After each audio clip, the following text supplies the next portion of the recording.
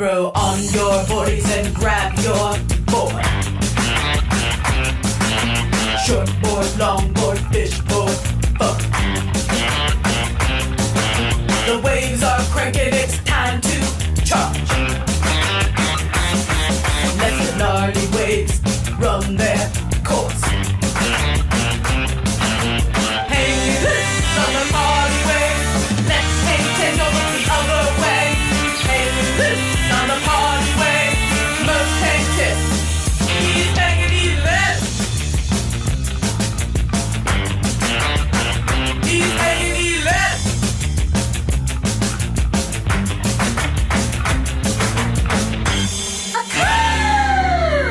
She's hanging 12. Empezamos con el segmento de turismo médico y para ello hoy nos acompaña el doctor Antonio Lajut, quien es médico cirujano especialista en cirugía bariátrica y metabólica. Doctor Antonio, muchísimas gracias por la entrevista. A ti, gracias, estimada Andrea, acá para responder todas las dudas sobre cirugía bariátrica para todos tus televidentes.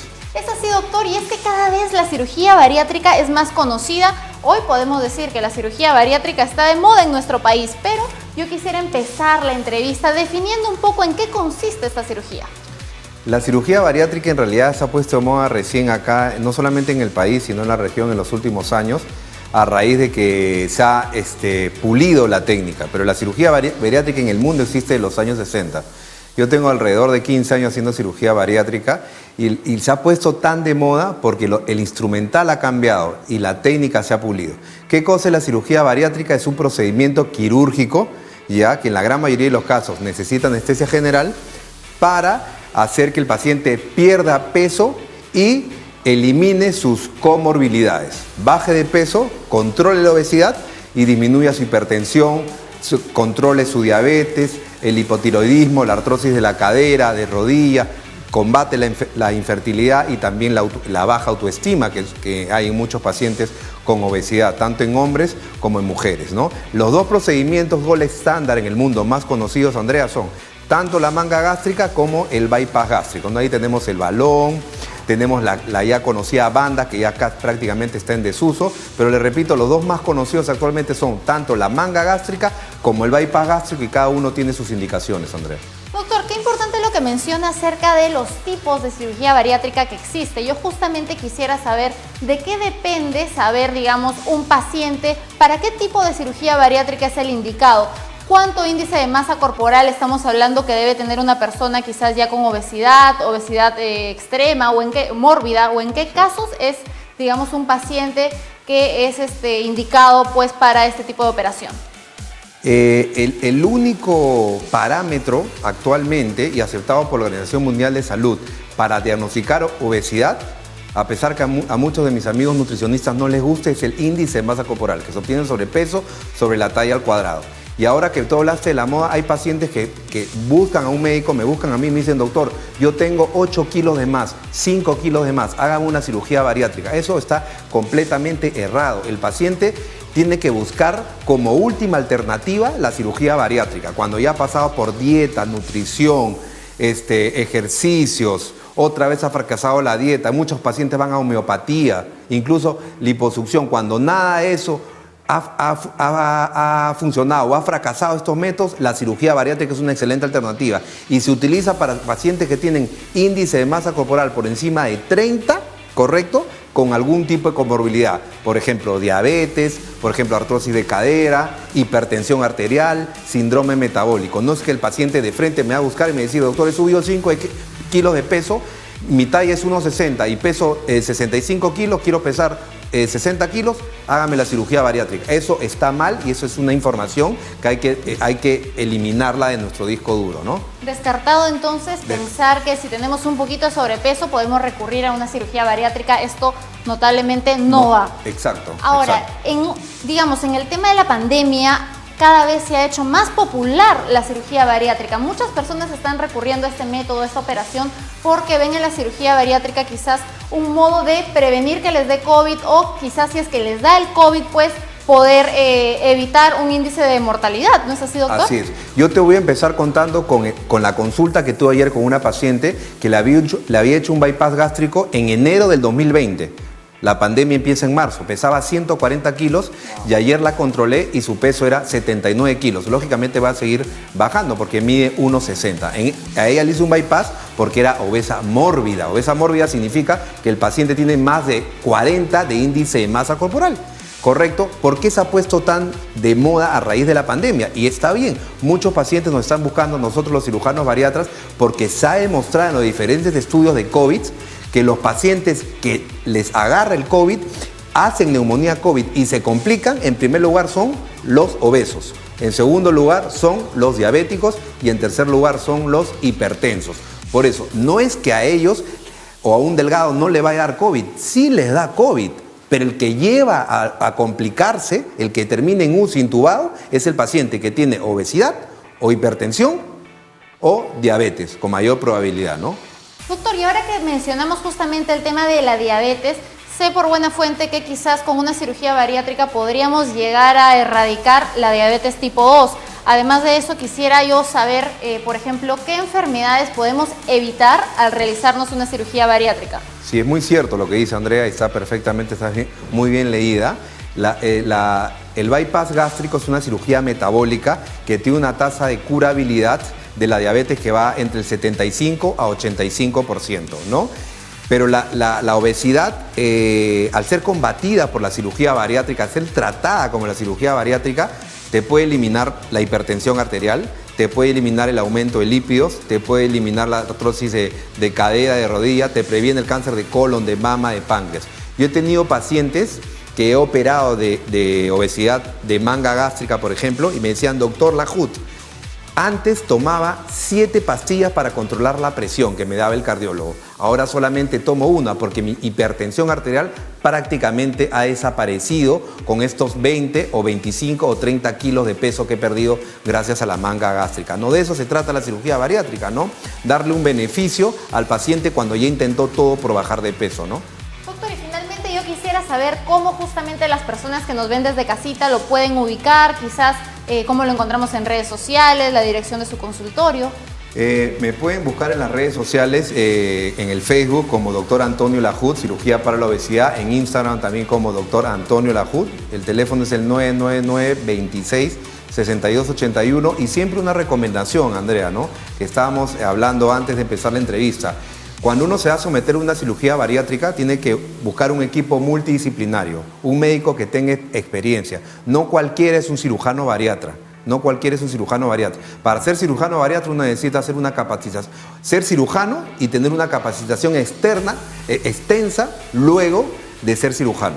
Correcto. Hay que buscar el personal idóneo, al nutricionista, al cardiólogo, al neumólogo, al anestesiólogo y al gastroenterólogo. Este es un equipo multidisciplinario. Muchas gracias, doctor, por la entrevista. Y ya lo saben, amigos, si ustedes sufren de obesidad u obesidad mórbida o quizás tienen un familiar que sufra de esta enfermedad, así es, la obesidad es una enfermedad y hay que tratarla. ¿Qué mejor que solucionar este problema con la cirugía bariátrica, con un médico especialista certificado como lo es el doctor Antonio Lajut?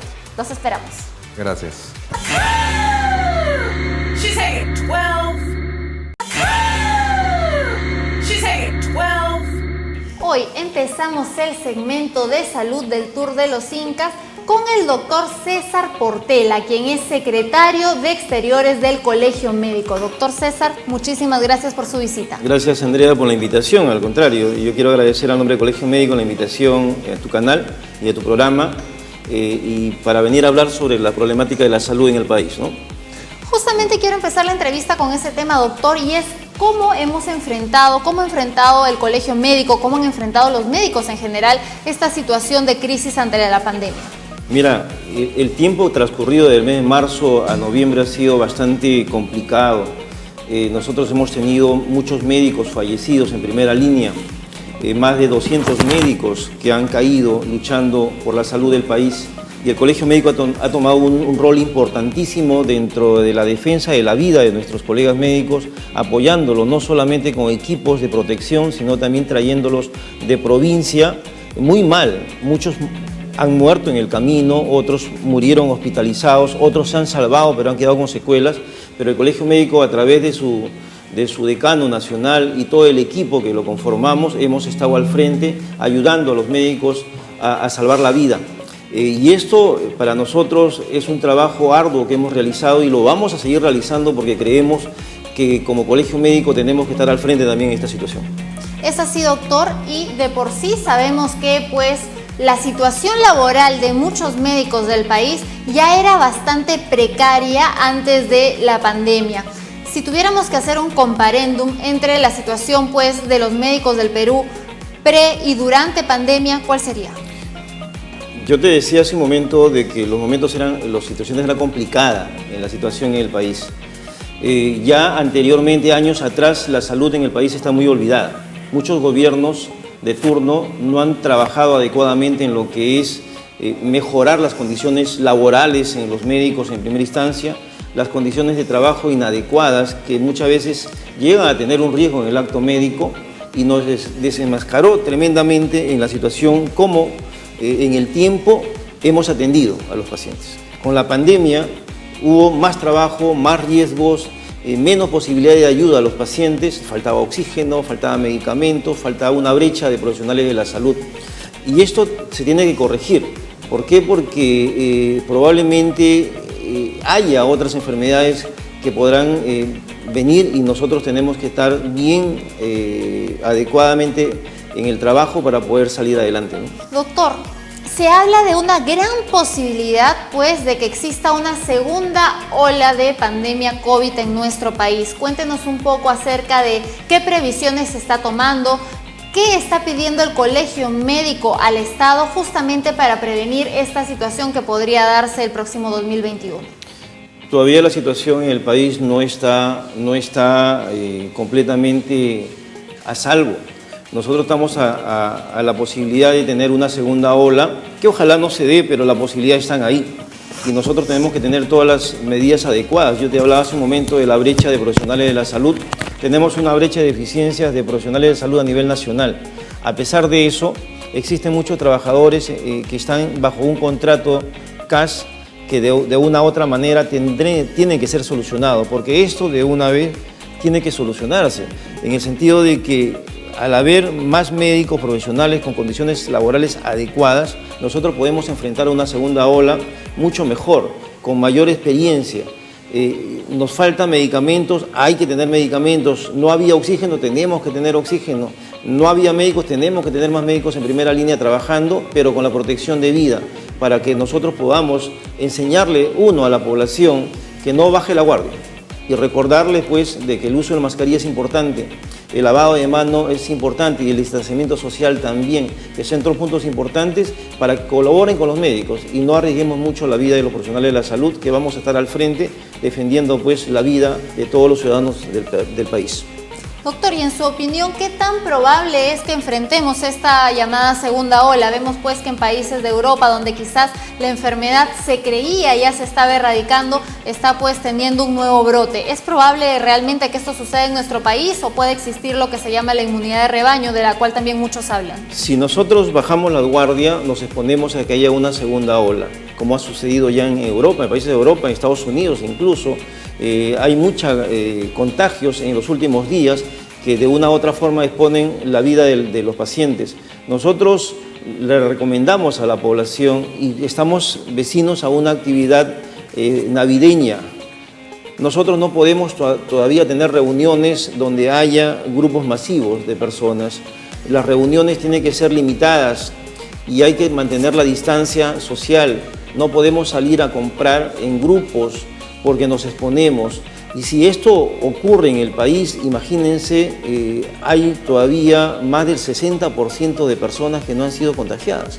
Y eso es un riesgo para nosotros, de tal manera que tenemos que cuidar a los adultos mayores, a las personas que tengan la inmunidad disminuida, a personas que tengan comorbidad, que son los más expuestos a caer y a enfermar y a poder morir. Entonces, vamos a enfrentar una segunda ola si es que existe, pero tenemos que estar bien preparados para eso, ¿no? Pero muy importante que la sociedad entienda que parte de ellos mismos el cuidado que puedan tener con las recomendaciones que ya lo dimos hace un momento, ¿no? El uso de mascarilla, el distanciamiento social, el lavado de manos fundamental. Y las reuniones hay que postergarles por unos meses más. Eso es importante. Es así, doctor. Y justamente hemos estado hablando también de todo el personal de salud que estuvo en primera línea, pues, enfrentando la pandemia, y yo quisiera saber un poquito cuál es el apoyo que ustedes como colegio médico les está dando justamente a los médicos y bueno, personal de salud en general que nos apoya justamente estando en primera línea. El colegio médico tomó inmediatamente después de iniciar la pandemia el apoyo y la ayuda a los colegas, que era una función del Estado, del gobierno, pero nosotros lo asumimos y lo vamos a seguir asumiendo porque tenemos la convicción de que ser médico en nuestro país es algo fundamental a la vida del ser humano, y el colegio médico estará al frente siempre defendiendo a los colegas médicos. Y también, y acá yo quiero pedir algo muy fundamental, el colegio médico presenta un proyecto para una pensión vitalicia de todos los profesionales fallecidos en primera línea. En médicos son más de 200, y ese proyecto tiene que aprobarse en el Congreso porque es fundamental. Ha habido huérfanos, padres que han quedado en orfandad, y la única forma de rendirle homenaje a esos médicos caídos es darle una pensión vitalicia que depende del Estado en estos momentos. Aparte de ello, nosotros como colegio médico también hemos presentado otros proyectos en la cual significa el apoyo para todos los profesionales de la salud, y ahí queremos pues hacerle un pedido al gobierno y a los señores congresistas. Este proyecto tiene que aprobarse en bien de la salud del país. Es así, doctor, qué importante, pues este proyecto, como usted dice, tiene que aprobarse porque estamos hablando de héroes nacionales, estamos hablando de médicos que salvaron la vida de muchísimos peruanos, y qué mejor pues que honrar su memoria con esta pensión vitalicia, que es lo que ustedes solicitan. Doctor, y antes de finalizar la entrevista, yo quisiera hablar un poquito más ya de temas generales, como por ejemplo el tema de la atención primaria deficiente en muchos hospitales de nuestro país. ¿Qué piden ustedes como colegio médico justamente al Estado para poder mejorar esta atención primaria de vital importancia en los hospitales del Perú? En primer lugar, nosotros pediríamos el aumento del presupuesto de la salud en el país, un presupuesto bajo. Y segundo, que haya capacidad de gasto de los presidentes regionales, de los gestores de la salud, para mejorar los servicios de atención primaria de la salud, que es fundamental. Si nosotros manejamos bien la atención primaria de la salud, vamos a tener mucha mejor prevención de la salud y la vida de los pacientes.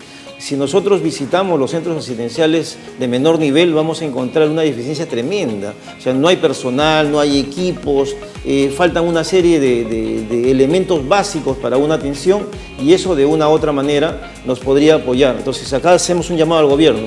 La atención primaria es fundamental para mejorar la salud en el país.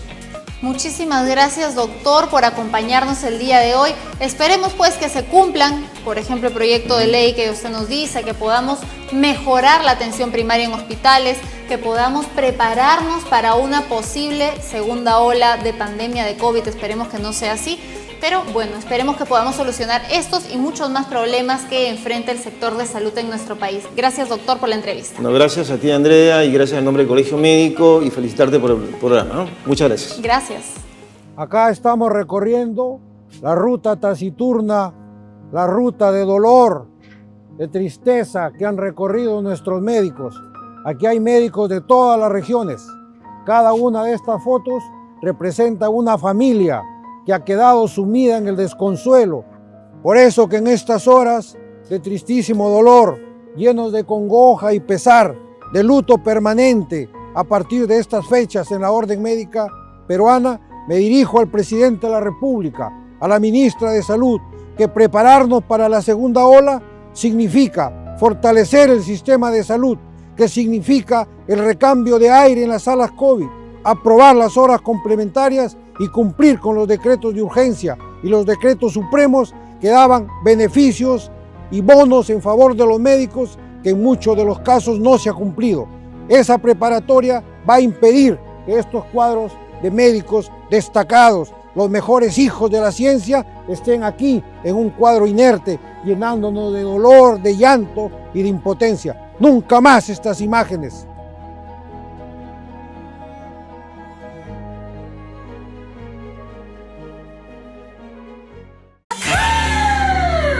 She's taking 12. En empezamos con el segmento de medicina con el doctor Edgar Salas, quien es médico cirujano de cabeza y cuello, especialista en oncología y en cirugía mínimamente invasiva. Doctor, muchísimas gracias por la entrevista. Buenos días, Andrea. Es un gusto estar aquí contigo. Muchas gracias por la invitación. Doctor, yo quisiera empezar la entrevista justamente haciendo que nuestros televidentes pues lo conozcan un poquito más. Quizás cuéntenos acerca de su experiencia, su trayectoria profesional. Cuéntenos. El estar en el Perú me hizo buscar un ambiente hospitalar porque me gusta tratar con pacientes. Fue así que hice la especialidad de cirugía de cabeza y cuello en el Instituto Nacional de Enfermedades Neoplásicas.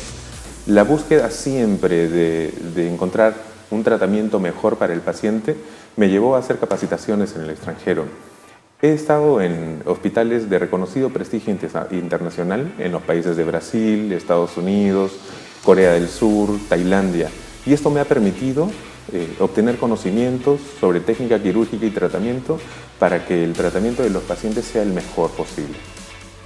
Doctor, para que los televidentes quizás lo puedan tener un poco más claro, cuéntenos en qué consiste la cirugía de cabeza y cuello. Un cirujano de cabeza y cuello es un médico que con la cirugía trata los problemas que se localizan en el área de la cabeza y el cuello.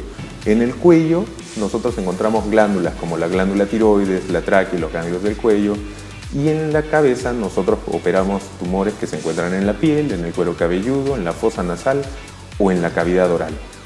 Mediante la cirugía nosotros tenemos que hacer cortes, ya sea en la piel, en la boca o en la nariz, para poder extirpar estas glándulas. Y estos cortes, la mayoría de veces, la gran parte de las veces es muy visible.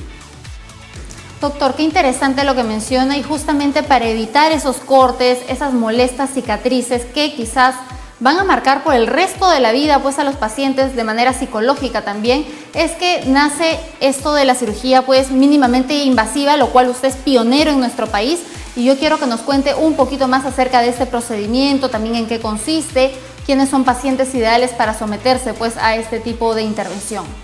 La cirugía mínimamente invasiva está disponible para los pacientes a todas las edades, desde niños hasta adultos mayores, pues nadie desea tener una cicatriz visible en el cuello. ¿Cuándo hacer cirugía mínimamente invasiva? Es necesario evaluar al paciente. Usualmente los pacientes jóvenes, los niños y adultos mayores necesitan una evaluación para saber si el problema a tratar en el área de cabeza y cuello es tributario o no de recibir este tipo de cirugías. ¿En qué consiste? Usualmente los cortes en la cabeza y en el cuello son visibles porque es el lugar donde una persona mira a otra a primera vista, es el primer lugar de encuentro de la mirada. Algunas personas, como tú estás ahora, Andrea, usan vestidos o escotes y muestran el cuello, muestran el rostro.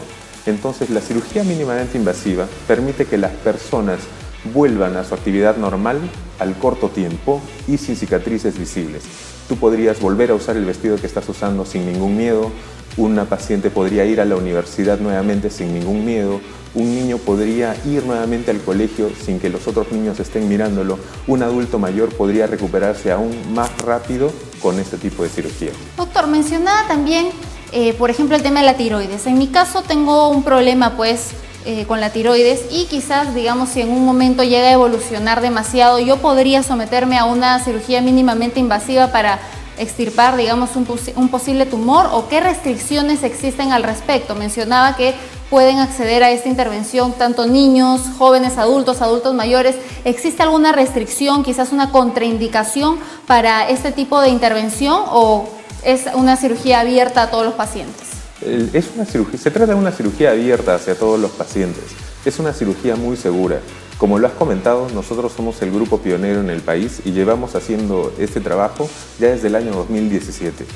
Desde el año 2017 nosotros hemos tratado pacientes y hemos visto a lo largo de todos estos años que la cirugía es muy segura. Esta cirugía ya se realiza muchos años fuera del país. ¿Cómo hacer que un paciente se opere con cirugía mínimamente invasiva o quién no podría? Las contraindicaciones de la cirugía mínimamente invasiva son iguales a las de la cirugía convencional. trastornos de la coagulación, algún impedimento por parte del cardiólogo por alguna comorbilidad, hacen que esta cirugía no sea viable. Sin embargo, al ser las mismas contraindicaciones de la cirugía en general, todos los pacientes pueden acceder a este tipo de cirugías. Doctor, y existe el temor también en muchos pacientes que, a pesar que ven todos los beneficios que trae consigo pues una cirugía mínimamente invasiva frente a una cirugía convencional, el temor de cómo hacer para acceder a este tipo de operación. A veces el temor, pues, por ejemplo, a que el seguro no lo pueda cubrir, a quizás que sea demasiado costosa, personas de escasos recursos. Cuénteme acerca de justamente el acceso a la cirugía mínimamente invasiva. El tener una cicatriz en el cuello no debe limitar el acceso de una persona de bajos recursos o una persona que tenga recursos adecuados para costear este tipo de cirugías. Lo que nosotros hacemos es evaluar al paciente y ver la condición socioeconómica, además de poder hacer el trámite con la aseguradora para que la cirugía pueda cubrir parte de esta cirugía mínimamente invasiva. Entonces, el que tengas una cicatriz en el cuello no debe ser significado de cuánto dinero tengas. Nosotros, al ser el grupo pionero de la cirugía mínimamente invasiva, lo que hacemos es asegurar al paciente que tenga una cirugía adecuada y ayudarlos con los medios para que ellos puedan acceder a la misma.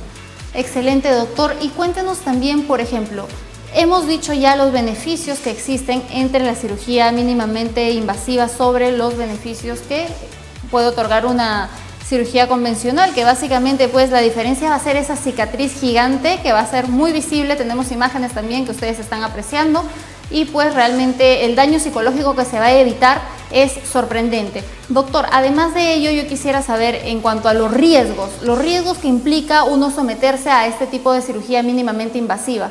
¿Son muy altos? ¿Cuáles son? Tenemos que discutir aquí tres aspectos importantes. El primero es que el equipo está entrenado desde hace muchos años para poder hacer este procedimiento. Somos 3 cirujanos que comandamos la cirugía.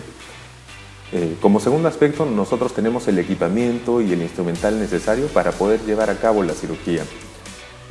Y el tercer aspecto es que nosotros, así como puedes ver en el monitor que está detrás de nosotros podemos hacer un zoom.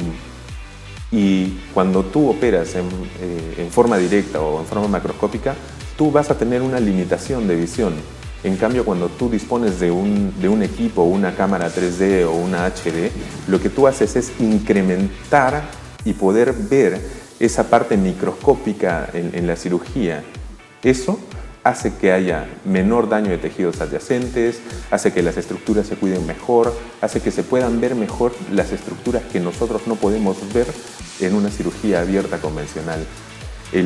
La historia de la cirugía mínimamente invasiva lleva años atrás comparada con la cirugía del abdomen. Cuando se hacían cirugías del abdomen se hacían cortes inmensos y cuando se comenzó a pensar que se podía operar a través de agujeros como la cirugía laparoscópica, hubo mucho rechazo a eso.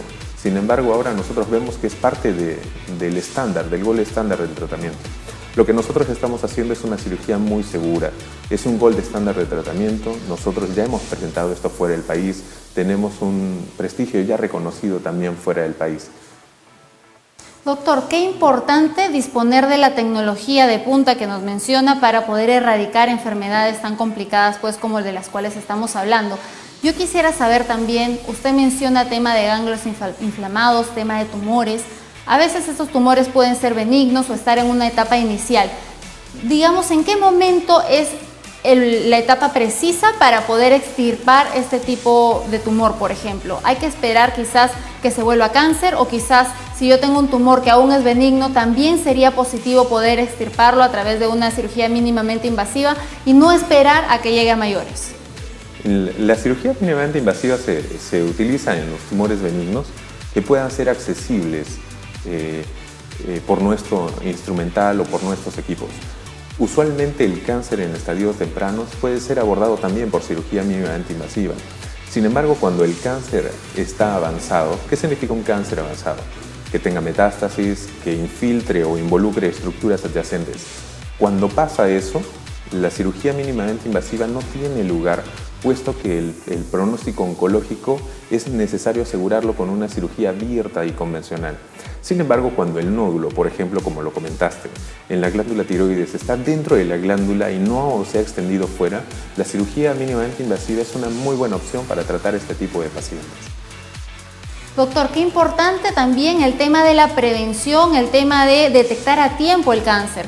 Qué importante hacer los chequeos pues anuales preventivos para que justamente podamos evitar llegar a mayores y quizás pues solucionar el tema solamente con este tipo de cirugía mínimamente invasiva que no va a dejar cicatrices ni mayor trauma en el paciente. Doctor, yo quisiera finalmente que nos cuente dónde lo podemos ubicar, cómo lo encontramos. El equipo de cirugía mínimamente invasiva, como les había comentado, somos 3 cirujanos. Pueden agendar sus citas llamando al número 958-280-763.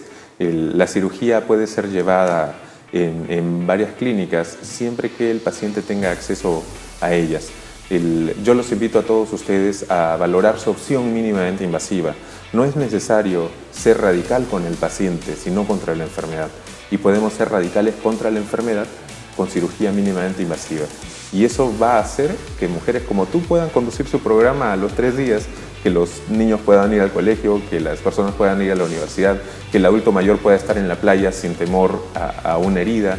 Puede quitar ese trauma de las personas que pasan muchos años intentando quitar una cicatriz visible del cuello o de su rostro. Doctor, antes de terminar, yo justamente quiero mencionar lo que usted acaba de resaltar, el tema de la recuperación. Después de una cirugía, digamos, convencional, el paciente tiene que estar en cama 3, 4, 5, 7 días y pues obviamente con la cicatriz de por medio, en el cuello muchas veces, como usted lo comenta. Cuéntenos acerca del tiempo de recuperación después de una cirugía mínimamente invasiva para todas esas personas que quizás lo están evaluando como opción y piensan quizás voy a tener que pedir vacaciones en el trabajo, voy a tener que ausentarme de mis labores. Cuéntenos acerca de ello. La gran ventaja de la cirugía mínimamente invasiva es que permite una recuperación mucho más rápida que la cirugía convencional. Al utilizar acceso dentro de la boca, por la nariz, o por las axilas o por detrás de las orejas, lo que nosotros hacemos es que el paciente se recupere mucho más rápido. En la cirugía convencional nosotros retiramos puntos a los 7 días, 10 días. En la cirugía mínimamente invasiva ni siquiera hay que retirarlos. Se recomienda que los pacientes descansen al menos una semana porque la cirugía, si bien es mínimamente invasiva, se abordan las mismas estructuras que en una cirugía abierta. Entonces, los pacientes descansan entre 1 a 2 semanas, pero en 2 semanas o al día siguiente el paciente sale a la calle y nadie nota que ha sido sometido a una cirugía. En cambio, en la cirugía convencional va a salir con una gasa grande en el rostro, en la cabeza o en el cuello y la gente lo va a notar. Entonces, esa es la gran ventaja. Van a poder regresar a sus actividades en forma normal sin que las personas que trabajan con ustedes lo noten. Muchísimas gracias, doctor. Qué interesante el tema que acabamos de tratar. Y ya lo saben, amigos, el cáncer, ya sea en la cabeza o en el área del cuello, no necesariamente tiene que ser un episodio dramático. Hay que más bien prevenir, hay que hacernos los chequeos preventivos de manera anual y pues qué mejor que tener una opción como la cirugía mínimamente invasiva, pues vuelvo a repetir, para eliminar todo tipo de cicatrices y secuelas luego de una operación como esta. Seguimos con el programa. She's taking 12. She's taking 12. Continuamos con el segmento médico y hoy nos visita nuestro amigo Félix Talavera, quien es manager de IQ 3000. ¿Cómo estás, Félix? Muchas gracias por venir. Andrea, muchas gracias por invitarme. Realmente estoy complacido de estar en tu programa. Félix, yo quisiera que me cuentes, primero para que un poquito te conozcan más las personas, ¿a qué se dedica IQ 3000? IQ 3000 es una droguería autorizada por Digemit que tiene 12 años de existencia y está abocada realmente a importar productos de belleza para todas las mujeres y personas en general. Es así, y es que hoy vamos a hablar justamente de las prótesis de mamas y yo sé que IQ 3000 importa justamente una marca en específico de prótesis que es bastante reconocida en el mercado, ¿verdad? Es verdad, Andrea. ISD es la marca que nosotros importamos y que está en el Perú más de 11 años. Todos los doctores lo conocen y más del 60% la usan y a satisfacción para las mujeres quedan completamente satisfechas. Y es que justamente ISD se caracteriza pues por tener un producto de alta calidad, y yo quisiera que nos cuentes acerca de estas características que han hecho que hoy en día en el mercado sean tan usadas en nuestro país. Te cuento, Andrea. ISD es una prótesis mamaria que usa la misma silicona que usan todas las marcas del mundo, porque solamente un proveedor autorizado por Estados Unidos y la FDA nos proporciona la silicona de grado médico. ISD tiene grandes características, especialmente su proyección, sus elastómeros y sobre todo la proyección que tiene en el mundo.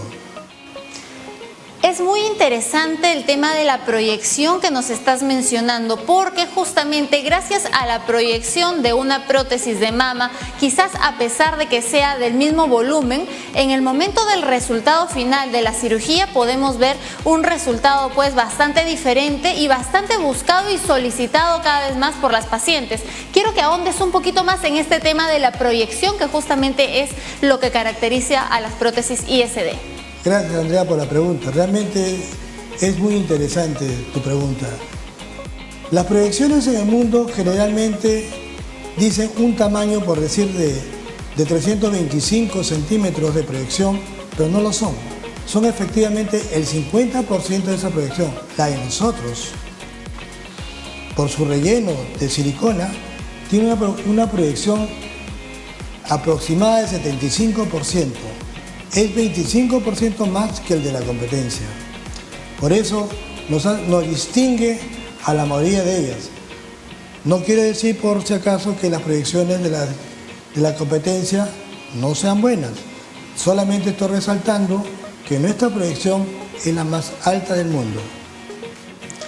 Félix, yo hoy quisiera también aclarar un mito que pues muchas pacientes tienen acerca de la durabilidad de una prótesis de mama, porque pues se suele pensar que una prótesis puede durar toda la vida. En algunos casos se puede dar, esto depende pues de cada organismo, del estado de salud de la paciente.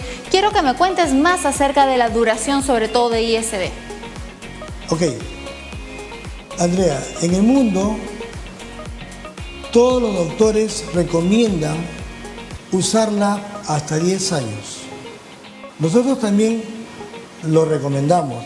Eso no quiere decir que la paciente llegue a los 10 años y vea que su prótesis esté bien y se la cambie, porque es una recomendación, porque dado el tiempo que tiene la paciente o el paciente en general, ellos deciden si pueden o no pueden cambiarlo.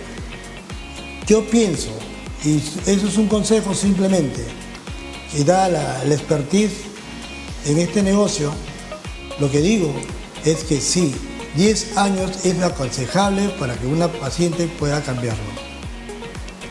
Y quizás, como lo mencionas, no necesariamente cambiarlo, pero a los 10 años pues sería una buena oportunidad de hacerse el chequeo preventivo para ver el estado de la prótesis, ya sea es ISD o cualquier marca que sea la que posea la paciente. Es verdad, pero la verdad es que los exámenes se hacen periódicamente, cada 6 o un año. Entonces, lo que pasa es que la evolución corporal va cambiando. Entonces, es una exigencia hoy en día que la forma del cuerpo se esté asimilado por la prótesis. Entonces, recomendamos solamente un cambio Eso no quiere decir que se pueda cambiar de inmediato, depende del doctor. Pero el promedio mundial es aconsejable 10 años. Félix, y además cabe resaltar también el tema de la garantía que ofrece ISD justamente a sus pacientes, porque digamos que se presentara algún eventual quizás problema con la prótesis, que hasta ahora no se ha dado, pero uno nunca sabe, ISD pues garantiza el resultado de la operación con ISD, ¿verdad? Correcto, Andrea. Sí, nosotros garantizamos durante 10 años la existencia de nuestra prótesis. Es una garantía mundial y está basada en este ISO, el 14607 de 2017. Es un ISO mundial que ha estudiado lógicamente la existencia de la prótesis y su durabilidad. Entonces, por eso nosotros aconsejamos el uso y garantizamos el uso durante 10 años. Félix, también quisiera resaltar la esterilización con la cual cuenta ISD, que sabemos pues que es otra de las características que las distingue sobre la competencia en el mercado. Bueno, hay muchas esterilizaciones en el mundo que usan las prótesis mamarias o los implantes de silicona. La de nosotros es radiación cobalto 60, que es la más recomendada y la más avanzada en el mundo. Esta esterilización hace que nosotros estemos a la vanguardia y lógicamente pensando en el paciente y sus resultados, que la esterilización sea casi perfecta. Casi perfecta digo porque no existe la perfección. Félix, finalmente yo quiero que me cuentes en tu experiencia cómo ha ido evolucionando la demanda de prótesis de mamas a lo largo del tiempo en nuestro país. Sé pues que es una de las operaciones más solicitadas hoy en día por las chicas.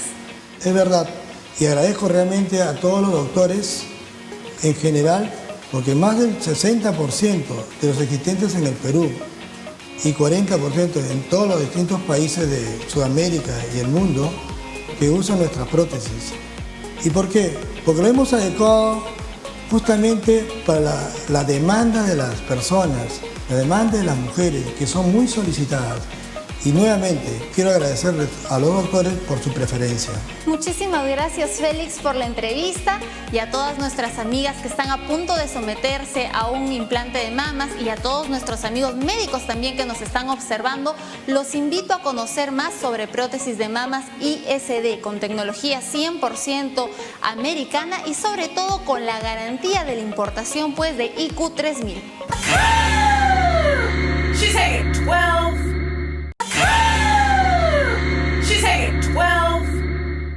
Continuamos el día y esta vez en el segmento de turismo médico vamos a tener el caso de Cintia, quien se ha sometido a una lipomarcación con el doctor Osvaldo Chamorro. Vamos a conocer su caso.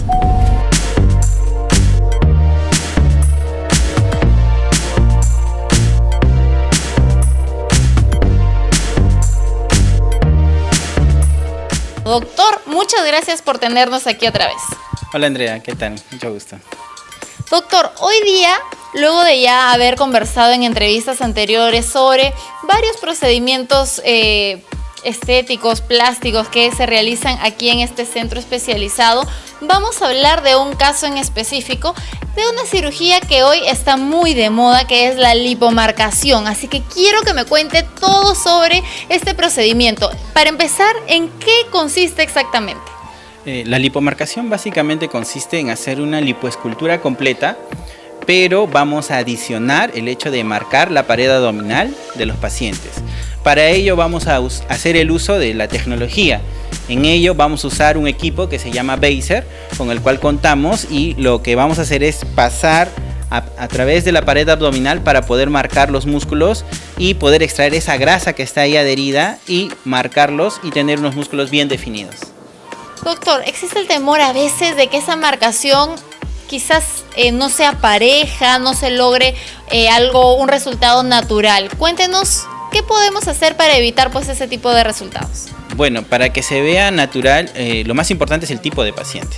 Tiene que ser un paciente delgado, que haga ejercicios, porque si no, no se va a obtener ese resultado ideal. No se va a hacer en aquellas personas que tienen sobrepeso, por ejemplo. No, en ellos como que solo se va a hacer la lipo. Pero en pacientes delgados que van al gimnasio, hacen dieta, sí se va a obtener un buen resultado. Y como siempre le digo a mis pacientes, ¿no? 50% del resultado es la parte quirúrgica que la hace el cirujano plástico. Y el otro 50% es la actitud del paciente, ¿no? El hecho de hacer ejercicios y la dieta. Doctor, por ejemplo, menciona el tema de hacer ejercicio. ¿Después de cuánto tiempo de operarnos de una lipomarcación podemos regresar, por ejemplo, a una rutina en el gimnasio? Se puede empezar a partir del mes de posoperado. Doctor, y hablemos de los pacientes candidatos a la lipomarcación. Ya nos mencionó que tienen que ser pacientes delgados. Ahora, hablemos un poco de la edad adecuada para podernos someter a esta intervención, hombres y mujeres. Cuéntenos. Bueno, generalmente pacientes que estén entre los 20 y 35 años van a ser candidatos ideales para hacer este tipo de cirugías. Bueno, tanto hombres como mujeres, ¿no? Doctor, y cuéntenos también acerca de los riesgos que puede haber en la operación, porque sabemos que toda intervención quirúrgica pues presenta algunos riesgos, pero que aquí tratamos de evitarlos al 100% con el tema del protocolo de seguridad. Cuéntenos qué riesgos son los que pueden presentarse. Bueno, riesgos, como tú lo has dicho, cualquier cirugía tiene su riesgo, pero mientras el paciente se haga sus prequirúrgicos completos con profesionales calificados y también se cumplan las normas de seguridad para la cirugía, los riesgos son mínimos. Cualquier cirugía puede tener sus complicaciones. Incluso en la lipo, las complicaciones más frecuentes que vemos son los seromas, el acúmulo de líquido a nivel de la pared abdominal, pero que eso se va evitando mientras el paciente viene a sus controles cuando uno los trae a sus citas, ¿no? Entonces uno evalúa al paciente y ve si tiene ese tipo de seromas o de complicación, lo solucionamos en el momento. Doctor, qué importante lo que acaba de mencionar en cuanto a los controles postoperatorios, porque algunas personas creen, me opero hoy y me olvidé, voy a estar regia al día siguiente, y no es tanto así, porque tienes que, en primer lugar, esperar que tu cuerpo se desinflame, que tu cuerpo elimine ese líquido pues que usted acaba de mencionar, el seroma, y además acudir a tus controles postoperatorios es algo muy importante. Entonces, para todo ello, ¿cuánto es el tiempo, por ejemplo, que un paciente normal debe pedir quizás en el trabajo de vacaciones? ¿De cuánto tiempo debe disponer en una lipomarcación? Y bueno, con respecto a la recuperación de los pacientes post-lipomarcación, deben tener un permiso entre 7 a 10 días para su recuperación, para que luego puedan asistir a sus labores, ¿no? Pero teniendo en cuenta que luego de estos 10 días igual vamos a tener que seguir asistiendo a nuestros postoperatorios, ¿verdad, doctor? Claro que sí, tienen que seguir viniendo para ver sus controles, ya que tenemos que ver todo el proceso de cicatrización del paciente. Normalmente el proceso de cicatrización de toda la cirugía va a terminar a los 6 meses. Toda la cicatrización al 100%. El resultado final. El resultado final lo vas a ver a los 3 meses, pero la cicatrización en sí de cada persona tiene un tiempo de duración de 6 meses.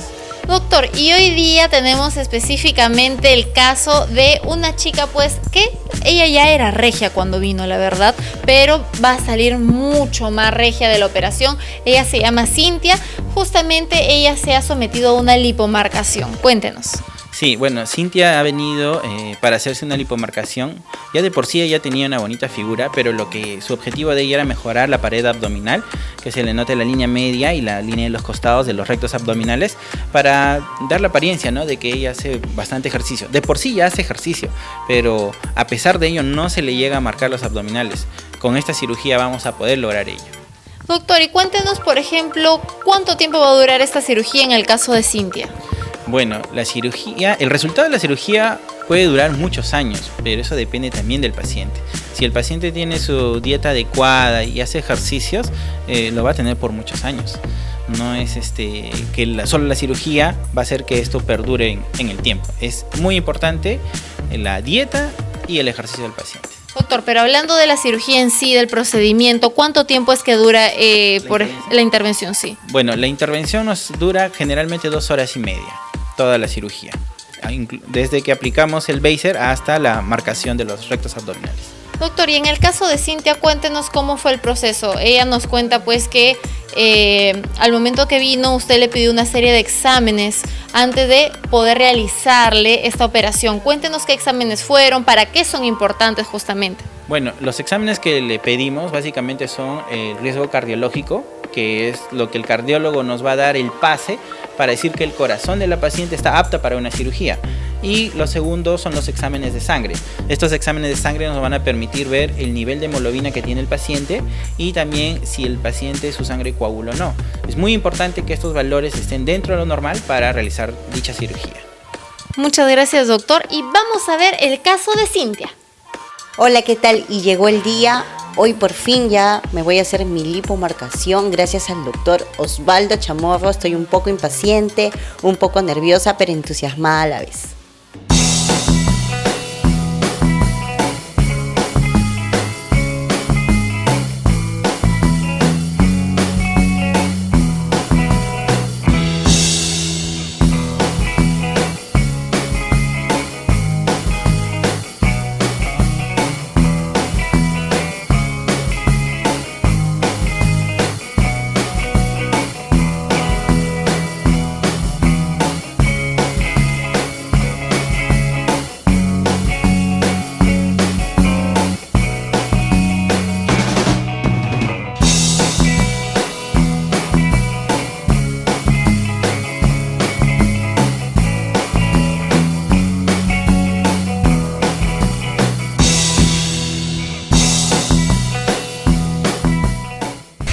Doctor, yo quiero que nos cuente específicamente sobre el caso de Cintia. Sabemos que ella se ha sometido a una lipomarcación, cómo fue el procedimiento, y estamos a un mes de la operación, ¿no es así?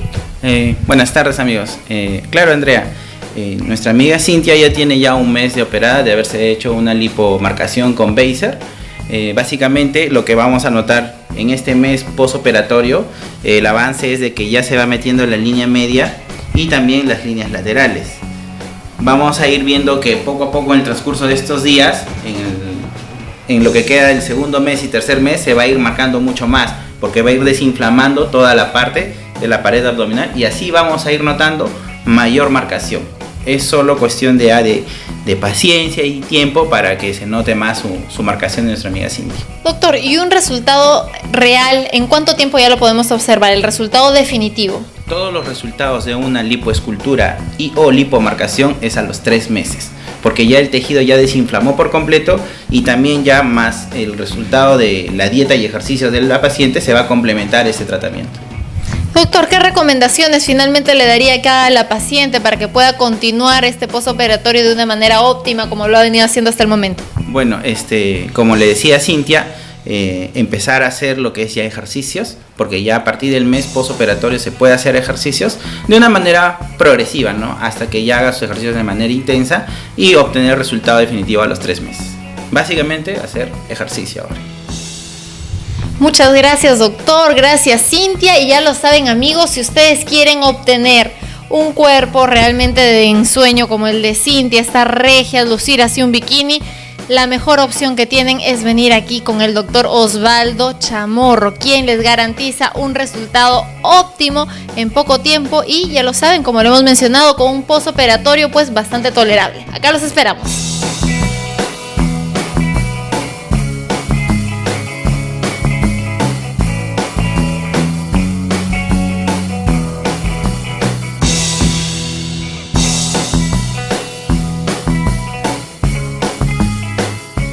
Cintia, cuéntame, te veo regia, ¿cómo te sientes a tan solo un mes, verdad? Un mes de tu cirugía.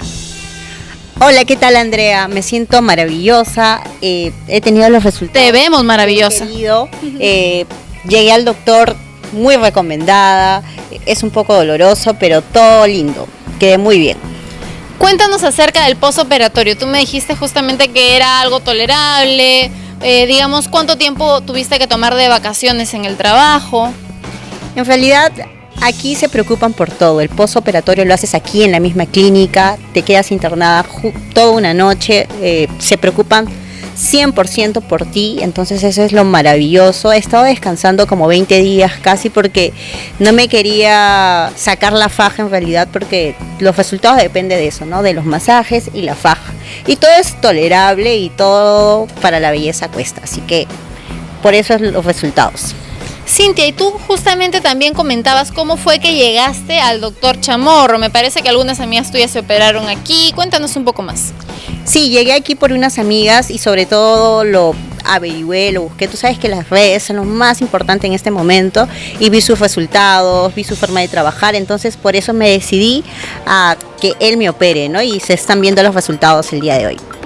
Muchas gracias, Cintia. Así que ya lo saben, amigos, si ustedes quieren quedar con esta figura, tienen que venir aquí con el doctor Osvaldo Chamorro, quien le está garantizando no solamente pues quedar regia, lucir un bikini hermoso este verano, sino también lo más importante, cuidar de su salud. Aquí los esperamos.